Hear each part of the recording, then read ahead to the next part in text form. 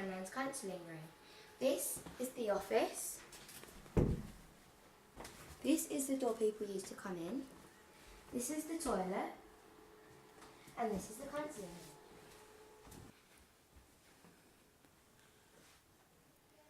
I've chosen this room to talk about the Priory's preoccupation with me as a psychotherapist. I'm not sure I understand. I've never had such a reaction in my life, although I've been a psychotherapist, but also working as a nurse for quite a long time. They seem to be so fixated by the fact that I'm a psychotherapist, and they completely ignore the fact that I also worked as a nurse for 23 years. Now, if we look at Dean's statement, he states, during the meeting on the 18th of April 2012, Penny Vera raised concerns about you using your psychoanalytical interventions on patients that you were nursing, and how this should not continue and could be detrimental to the patient's progress. How can anybody who works in a rehabilitation say that talking to patients is going to be detrimental to their progress? Now, what evidence did they have? None, because my patients were actually getting better in terms of their relationship with each other. Now, I'll just read to you again the letter I had written to Paul O'Connor, who was the hospital director. Last week in Dr. H's ward round, Dr. W suggested that I offer anger management counseling to a patient, so the team agreed to that. I'm to meet with the psychologist who is working with him to define the boundaries of our work with him. However, after the ward round, when Penny heard about this, she put a stop to it, and she told me that I'm employed as a nurse and not as a psychotherapist. So I didn't do any anger management with this patient. It surprised me because as a nurse, we still ran anger management groups. And for me, it made sense because I have the experience of how to help patients with anger management. But anyway, I respected Penny Vera's wishes and didn't engage in any further work with this patient. Now, following this discussion and my discussion with you about the possibility of facilitating nurse-led groups, I started thinking about it seriously. At the moment, there is a lot of aggression in Farmfield, which I believe is costing the unit a lot of money in damages and extra staff, and it's likely to impact on our image with referrers. I gave a brief analysis of my patient, for example. We just repeated his past trauma when we could have provided him with an opportunity to have a different experience. This incident has made me wonder how many other patients are reliving their traumas without any help in understanding the unconscious processes taking place. If they are left to sort it out themselves, they are likely to seek the help of their defense mechanisms, which are likely to be destructive as it becomes an issue of survival. The destruction escalates. I am offering to facilitate a group of 8 men from various wards who have been involved in violent incidents or who have anger management issues and are psychologically minded and motivated to work through their anger. I can offer them 2 sessions to assess their suitability to engage in group therapy. The group will be ongoing and open-ended, taking place twice a week. We have a lot of resources in our patients. They can contain each other better than staff can because they will listen to one another more than they do to professionals. And we at Farmfield, we are not using this powerful resource we have. The energy being spent in fighting could be channeled into healing themselves by sharing and learning from each other, supporting each other, as well as challenging each other. Paul O'Connor didn't respond to my offer. It was just ignored. However, I have a comment from Dean Pinnock about it. We appreciate your opinion, but you were employed as a staff nurse at Farmfield Hospital. We have an in-house psychology department, and if there is a need for any more psychotherapeutic skills, we would buy this in on a sessional basis. Can you just listen to that? Because it did upset me, you know. I was offering to help, and I was going to use my skills, but on a junior nurse salary, because I felt that we could make a difference. The aggression at Farmfield Hospital is quite bad, and I know that some of it can be dealt with by offering talking therapy, but it seems at Farmfield talking therapy is detrimental to patients. How people come to that conclusion, I do not understand, especially people who are working on a rehabilitation where most of the clients have come from prison, so they have a lot of guilt they are dealing with. Now, I'll give you a second example of how my psychotherapeutic skills were being used, which they objected to. There was a patient who seemed to evoke aggressive responses from others. I sat with him to discuss this problem, and he seemed very frightened of being attacked again.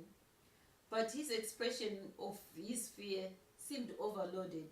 So I knew that whatever he was feeling was linked to past experiences.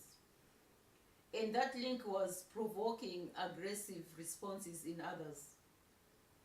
So I asked him if he remembers when in his life he had felt like this before. And he linked his feelings to the fear of being attacked by his family members. We looked at the similarities between the two situations. Then I facilitated him to recognize that he was treating other patients as if they were his family, and how this was causing similarly violent reactions. We drew a behavioral chart which identified triggers and reinforced the different positive behavior. He seemed to enjoy completing the charts and discussing how well he was doing. Did this psychotherapeutic intervention cause any detriment or distress to the patient? No. Instead, there was a marked improvement in that his aggressive responses and the aggressive responses from other patients were less frequent and less intense. Yes, it was a psychotherapeutic intervention, but I felt that it was appropriate because when people are reminded of someone, they start behaving as if that person is the person in their past. So I was quite excited when I wrote my word round notes explaining about the insight he had gained. Later, Penny Vera came to me to tell me that she had read my notes in the word round and Dr. H was alarmed. He told her to tell me to stop going deep with my patients. I had not done any deep digging. I had just looked at the here and now problem and separated it from the link to the past experiences. However, I was shocked and puzzled by Dr. H's response, so I went to seek for clarification. When I spoke to Dr. H, he told me that he never said it. So in short, Penny Vera was lying. And I think she thought she could get away with it because she didn't think that I would go and check with the Dr. H. Now, it is quite concerning, really, to then think of the work I was doing and then be told that I failed to meet the minimum requirements of a junior nurse. Now, I'll give you the third example. The third example is of my patient. Again, there was complaint about I'm spending a lot of time talking to my patient. But my patient was going through bereavement reaction. So I spent time with him, just listening to him and just supporting him. You can't give a tablet to cure bereavement. People have to be given a time and space to talk about what it feels like what they are missing. But according to the Priory, that is not nursing, that is psychotherapy. So, which is why it is very upsetting for me to think about what has happened to me. At the moment, I'm not able to get any nursing job, so I've given up on looking for nursing jobs. I'm now concentrating on building my own practice. And I'm now based in London Bridge. It's number 42. And I've joined a very good team. It's very supportive. And I really feel at home there. So hopefully I will build up my practice. I'm going to be running a women's group on Mondays from 8 p.m. to 9:30 p.m. And I'll have a mixed group on Tuesdays from 8 p.m. to 9:30 p.m. But I also do individual therapy. So I'm so excited about the new developments, and I'm spending a lot of time teaching and also just going, giving presentations in different places. But at the moment, it doesn't pay me enough to be able to pay for my mortgage. And that is why I wanted to do nursing, so that I can make up for the difference until I've established myself. I'm going to discuss the consequences. Well, as far as I'm concerned, the patients at Farmfield, they are suffering. And I think that the aggression there, somebody has to be concerned about it. It is just too much. I don't know whether it's working at the Henderson, which has made me so aware of how to treat people. And I appreciate what I learned at the Henderson. Having been to the Priory, I appreciate it even more so. And this is why I'm really quite angry that places like the Henderson, which really helped people, were closed down. And some of the people who are at the Priory, they could have done much better at the Henderson. And as far as my understanding of looking at the situation there, some of them end up in fights because they want to be taken back to prison, because they feel safer in prison. And some of them come from prison where there's a lot of psychotherapy given, and then they come to Farmfield where there's very little psychotherapy taking place. Now, the consequences for the staff, there's a very high staff turnover at Farmfield Hospital. That is a sign that something is not good. Also, staff end up badly assaulted. There's psychological damage with it. So people can ignore me, that is fine with me, but it is costing the Priory. Now, the consequences for me and my family, at the moment, I'm still in danger of losing my house. Now, I am not even sure how I'm going to cope with that, because it's not just about losing my house, it's about losing the history. Because if wherever I look, I see my family around me. In the first place, the house, I bought it 3 months after my brother died. It was the first sibling for me to die, so that was a great big thing for me. And the house reminds me a lot of his Glendon house. It was very much like this one. And the wall my brother built, and the barbecue, my in-laws did that. As I said, the fruit tree, there's the Henderson tree. So everywhere I look, there's going to be a history, and that is going to be lost.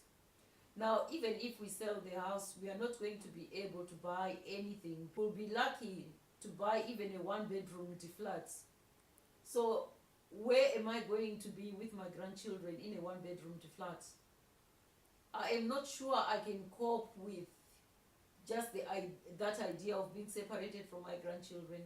For years and years, I've had them every Friday, and they go back every Sunday. And in a one-bedroom flat with 6 grandchildren, how are you going to pile up? So I am not sure that I can cope with that.